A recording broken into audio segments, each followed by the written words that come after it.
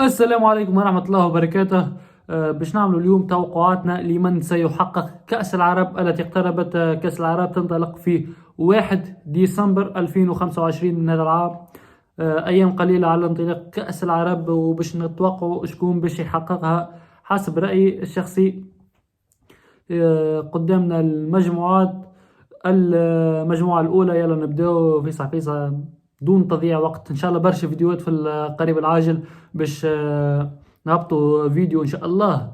فيديو أفضل 10 لاعبين مشاركين في كأس العرب إن شاء الله في القريب العاجل، ولا ممكن نهبطوا على الانستغرام ولا ريلز. أنا نعرفش أفكار في مخي. إن شاء الله إن شاء الله ربي يسهل. يلا يلا، المهم ما تنساش هيك الابونيه وهيك اللايك وهيك البارتاج ودنيا برحمة الميمة، لأن باش لا عندنا لا مسابقات لا شيء. الطلب بك البسيط فقط من تعبي عرقي. يلا يلا. تو نتصرف تو نتصرف تو نستنبط حلي وحدي تو نتصرف بدوا ربي يفرج تو تتحرك وتذكرني كان نهار اللي يطيح الصرف وحدي تو نتصرف.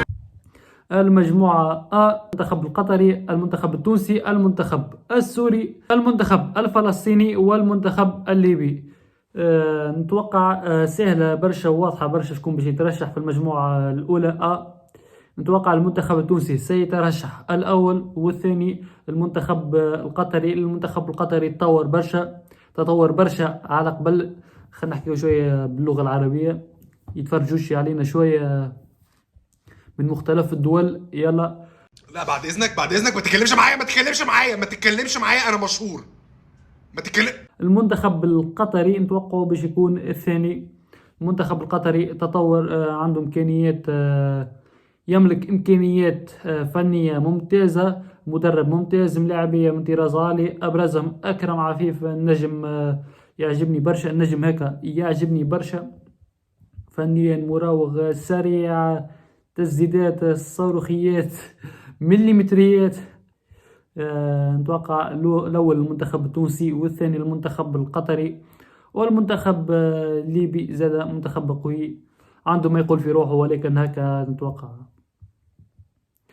المجموعة ب، المجموعة الثانية، المنتخب المغربي، المنتخب السعودي، المنتخب العماني، الصومالي، منتخب جزر القمر، والمنتخب اليمني. كيف مجموعة ظاهرين الزوز اللي باش يترشحوا اللي هما السعودية والمغرب. نتوقع الأولى المنتخب المغربي والثانية المنتخب السعودي.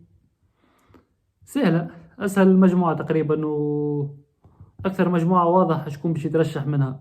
مستحيل معناها المنتخب المغربي ولا المنتخب السعودي ما يترشحوش. المنتخب المغربي المنتخب السعودي تقريبا أقوى منتخب في قارة آسيا، والمنتخب المغربي تقريبا أقوى منتخب في قارة أفريقيا، والمنتخب المغربي من أقوى المنتخبات في العالم حقا. المجموعة سي، المنتخب المصري، المنتخب الأردني، المنتخب الإماراتي، والمنتخب الموريتاني، والمنتخب الكويتي. تقريبا حتى هذه واضحة شوية، واضحة. لا غير لا واضحين، ايش نعمل لهم؟ ما نوضحهمش، واضحين. نجاوب بالغلط، نعمل روحي شو اسمه كيف يقولوها محنط، نعمل فيها محنط ونجاوبكم إجابة من حيط. كل شيء واضح، اما بعديك الاختيارات باش تكون صعيبة. تو تشوفوا العرض. نتوقع من المجموعة الحل تو عايش ولدي اشنا نتوقع من المجموعة هذه، نتوقع باش يترشحوا المنتخب المصري والمنتخب الأردني.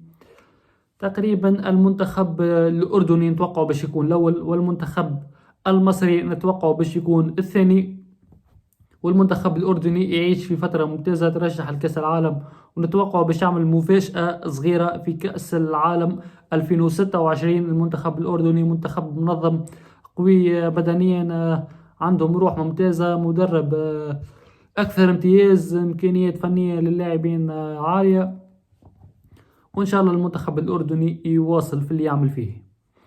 المجموعة دي، المنتخب الجزائري، المنتخب العراقي، المنتخب البحريني، المنتخب الجيبوتي، السودان ولبنان. نتوقع كيف حتى هذه سهلة شوية، نجم نقولوا سهلة شوية مش سهلة برشا. أكيد المنتخب الجزائري الأول والمنتخب العراقي الثاني. المنتخب العراقي تقريبا الأقوى مقارنة ببقية المنتخبات الموجودة في المجموعة دي بخلاف المنتخب الجزائري. باهي نصلح معلق باهي زينة برشا، يعني لعب شويه في فرنسا، ولد المرسى، ولد الاكاديمي بتاع المرسى، يمشي سميشي يسدد الكره يضرب ملابوتو للمرسى بتاع مارادونا، ملابوتو للمرسى بتاع مارادونا حتى في 99 1-0 للمرسى امام الجربه، هدف لزار السميشي في 35 دقيقه لعب، كره مشات وين يسكن الشيطان.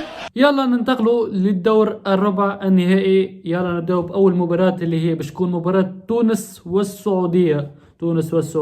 نتوقع طرح صعيب على الاخر، والله اللي طرح الكل صعب، وتو انا باش نولي في مأزق كما يقولوها.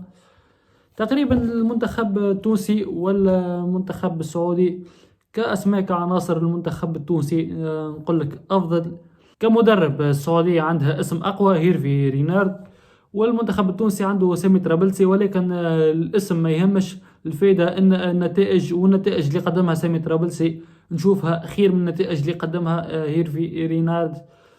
والحقيقة نتوقع تونس هي اللي باش تترشح على حساب السعودية. تونس في نصف النهائي.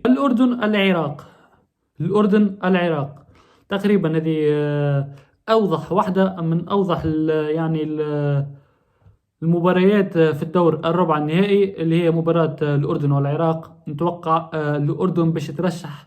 الأردن أفضل، الأردن عندها لاعبين أفضل، عندها مدرب أفضل، عندها قاعدة تقدم في مستويات ونتائج أفضل من المنتخب العراقي، ومنتخب كما قلت منظم قوي بدنيا، عنده لياقة بدنية قوية زادة. نتوقع الأردن باش ترشح. الحقيقة سامحوني الشعب العراقي وسامحوني الشعب السعودي. يا رب سامحني يا رب، أنا قلت لكم يا للرضا يا للسمح، سامحوني أي حد سعدت. أتوقع إن شاء الله اللي يترشح يستحق طبعا المنتخب المغربي، المنتخب القطري. تقريبا زاد هذه واضحة من أوضح واحدة ما بين أرباع النهائي. نتوقع المغرب بطبيعة الحال باش يترشح، ما فيهاش لا كلام لا نقاش لا والو. إن شاء الله النقاش في الجاي. باهي يلا. مصر الجزائر في أقوى طرح في ربع النهائي في كأس العرب. مصر الجزائر بلاعبي الدوري الجزائري خاصة باش يكونوا موجودين برشا، والجزائر باش تخسر برشا ملاعبية يلعبوا في أوروبا. نفس الشيء مصر كالعادة بلاعبي الأهلي والزمالك خاصة، وكالعادة باش تخسر زادا لاعبين ينشطوا في الدوريات الأوروبية. نفس الشيء على الزوز. أما خاصة الجزائر اللي باش تخسر بغداد بونجاح ورياض محرز اللي نورمالمون يكونوا موجودين، وحتى يوسف البليلي نورمالمون يكون موجود مع الجزائر، ولكن الحقيقة على غلب. ورياض محرز فريق رفض يسيبوا على حسب ما نعلم، وفما عباد تقول انه رياض محرز المدرب رفض انه يجيبه وحب يجيبه في كأس افريقيا افضل حفاظا عليه. المهم ما ندخلوش برشا في الموضوع. طرح باش تلعب على الجزئيات الصغيرة وعلي باش نشوفوه في التيران. ما تنجمش تحكم الحقيقة كتشوف اسماء اللاعبين، كتشوف اسم المدرب، ما تنجمش تحكم في طرح كيما هذا. الحقيقة مصر الجزائر صعيب على الاخر الاختيار، باش نختار الجزائر على غالب. طرح ما نجمش نختار اصلا، ولكن تلازيد باش نختار ما بين مصر والجزائر، اللي هو الجزائر تترشح رسميا الى نصف النهائي. سامحونا يا جماعة المنتخب المصري. رسمة يدي لا هنا. تونس الأردن مباراة قوية برشا، وتلعبت منذ أيام قليلة كمباراة ودية. تونس والأردن مواجهة قوية الحقيقة. اللي وفات آخر مباراة ما بين تونس والأردن في شهر نوفمبر، وانتهت بنتيجة 3-2، وكانت نجم تونس ما تربحش لولا بطاقة الحمراء اللي تحصلت عليها الأردن. والمباراة زادة كانت في ملعب في تونس، في ملعب حماد العقربي برادس. المهم نتوقع ما بين تونس والأردن، تونس باش تعودها وباش تنتصر على الأردن. تونس عندها عناصر أفضل من المنتخب الأردني، عناصر كعناصر وحتى كمدرب. تونس عندها مدرب ممتاز، مدرب يخدم في خدمة مزيانة، مدرب أصحابه والجروب، تحضيرات تكتيكية، تحضيرات ممتازة، يعرف يقرأ المنافسين، يعرف يحضر ويختار التشكيلة. مدرب الحقيقة سامي طرابلسي. وأكبر دليل على كلامي هو تعادله مع المنتخب البرازيلي، وكان قادر يربح المنتخب البرازيلي أصلا. مدرب منتخب تونس سامي طرابلسي، وعناصر المنتخب التونسي صحيح معظمهم مش باش يكونوا موجودين لأنهم فرقهم لأنهم ينشطوا في أوروبا، وفرقهم يرفضوا أنهم يسيبوهم باش يشاركوا في كأس العرب، إلا باش يشاركوا فقط في كأس أفريقيا، ولكن ما همش باش يشاركوا معنا في كأس العرب لاعبين التوانسة اللي ينشطوا في أوروبا. حتى المنتخب الأردني عنده مدرب ممتاز، عنده عناصر ممتازة، ولكن حسب ما نرى أنه المنتخب التونسي باش يكون أفضل وينتصر على المنتخب الأردني. المغرب الجزائر في نصف النهائي في كأس العرب، نفس الشيء أقوى من طرح تونس والأردن. الحقيقة حسب ما نشوف أنه المنتخب المغربي أقوى من المنتخب الجزائري على مستوى المدرب وليد الركراكي، وعلى مستوى اللاعبين زادا. الحقيقة اللاعبين الجزائر ما همش كما كنت نتوقع. الأغلبية لاعبين المنتخب الجزائري المشارك في كأس العرب باش يكونوا محليين، وبخلاف والمغرب عندها برشا لاعبية في الدوري السعودي وفي الدوري المصري وفي مختلف الدوريات العربية، وبرشا ملاعبية زادا ممتازين في الدوري المغربي. نتوقع المغرب ستترشح إلى نهائي كأس العرب. نهائي كأس العرب، المغرب تونس. يا حبيبي يا صديقي على هذا الجمال وعلى هذا الكلام. المغرب تونس، سامي طرابلسي في حرب تكتيكية مع وليد الركراكي. الحقيقة مباراة صعبة جدا. تونس اللي الناس الكل تتوقعها انها باش تعمل مفاجأة في كأس العالم 2026، هي نفسها المفاجأة اللي عملتها المغرب في كأس العالم 2022. الاختيار باش يكون صعيب برشا، ولكن الحقيقة بعد حسابات وقراءات ومتابعات كثيرة للملاعبية متاع تونس ومتاع المغرب، وحتى تكتيكيا وخدمة المدربين. صحيح أنا نشوف حاليا أنه سامي طرابلسي قادر يتفوق شوية تكتيكيا في خدمته، في تحضيراته، في قراءته، في ذكائه على وليد الركراكي، ولكن ملاعبية المنتخب المغربي أفضل بكثير من ملاعبية المنتخب التونسي.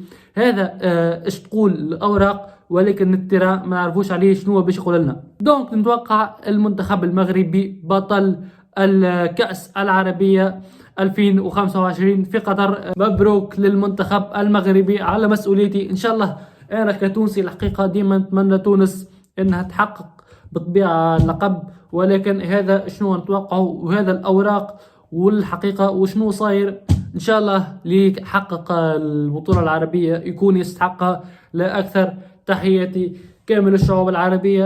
ما تنساوش الشكل لايك والاشتراك باش تشوفوا إن شاء الله في المستقبل برشا فيديوهات على كرة القدم العربية وحتى العالمية. إن شاء الله تشامبيونز ليج، دوري أبطال أوروبا، باش نغطيه على قدر المستطاع. كأس العرب على اليوتيوب، على حسابي على الانستغرام أو موجود اسمه هوني، وحسابي زاد على الفيسبوك، وحسابي على التيك توك وكامل مواقع التواصل الاجتماعي بخلاف السناب شات. يلا تحياتي، شكرا، الى اللقاء. لايك والاشتراك، ماكس بارتاج. ما تنسوش البارتاج. ايش معناها بارتاج بالعربيه الفصحى باش يفهموها؟ ايش معناها بارتاج؟ ما تنسوش مشاركه الفيديو مع اصدقائكم. تحياتي، شكرا.